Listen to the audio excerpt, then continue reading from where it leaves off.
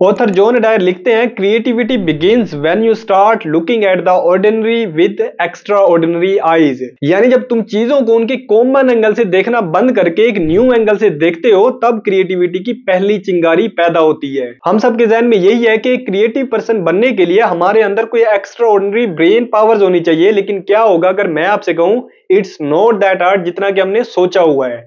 अगर आप simply in 2 rules को फॉलो कर लो तो आप ये क्रिएटिव पर्सन इजीली बन सकते हो। क्रिएटिव थिंकिंग का पहला रूल है मेक द स्ट्रेंज फेमिलियर, यानी वो सब चीजें जो तुम्हारे लिए न्यू और स्ट्रेंज हो उन्हें समझने लायक बनाओ। बिल्कुल आइंस्टाइन की तरह जब उन्होंने स्पेस और टाइम जैसे कॉम्प्लेक्स और स्ट्रेंज कॉन्सेप्ट को एक सिंपल फैब्रिक की एग्जांपल देकर समझा दिया, या फिर न्यू गिनिया सिटी में रहने वाले लोगों की तरह जब उन्होंने पहली बार आसमान में उड़ता हुआ एयरक्राफ्ट देखा तो उसे बिग बर्ड का नाम दे दिया, ताकि एक न्यू और स्ट्रेंज चीज को समझ सके ऑलरेडी एक फेमिलियर चीज की एग्जाम्पल से।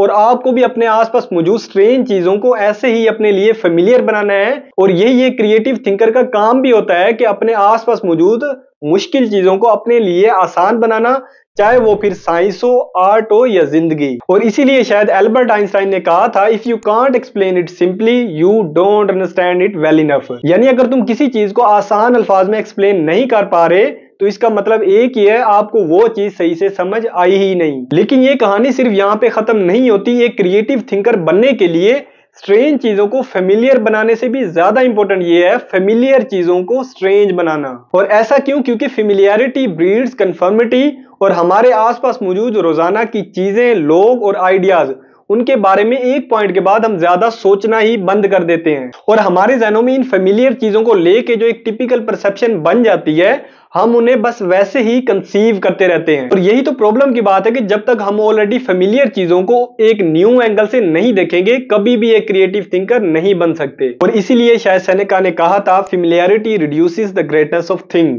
लेकिन जैसे ही आप ऑलरेडी फेमिलियर चीजों को ओड और प्रॉब्लमेटिक नजर से देखना शुरू कर दोगे, ये चीज आपके ब्रेन के क्रिएटिव इंजन को दोबारा से रीस्टार्ट कर देगी और आपको सोचने पर मजबूर करेगी, चीजों को एक न्यू एंगल से देखने पर। और इसके बाद आपने जस्ट डॉट्स कनेक्ट करने हैं और आप किसी एक न्यू चीज के इन्वेंशन से चंद कदम की दूरी पर हो गए। अब यहाँ पे ये बात मानने वाली है कि जितना इजीली मैं कह रहा हूं उतना भी इजी नहीं होता नई चीज को क्रिएट करना। इवन हमारे गॉड को भी 7 दिन लग गए थे इस पूरी खूबसूरत कायनात को बनाने में, हम तो फिर भी ह्यूमंस हैं। But all I am saying is कि क्रिएटिव पर्सन बनना कोई उतना भी डिफिकल्ट या मुश्किल टास्क नहीं है जितना कि हमने सोचा हुआ है। क्योंकि कुछ भी नया क्रिएट करने के लिए जो भी मटेरियल्स और एलिमेंट्स चाहिए वो ऑलरेडी इसी यूनिवर्स में हमारी नजरों के सामने पड़े हुए हैं। हमें चाहिए तो बस वो एक देखने वाली आंख। और इस पूरी डिस्कशन को ऑथर जॉन डायर ने अपनी book the art of creative thinking में एक सिंपल सी लाइन लिख के सम अप किया है, जो है the world will always need new eyes to see the old truths. तो अगर तुम ये चाहते हो कि तुम्हारा दिमाग औरों से अलग काम करे तो simply follow this rule, make the strange familiar and familiar strange.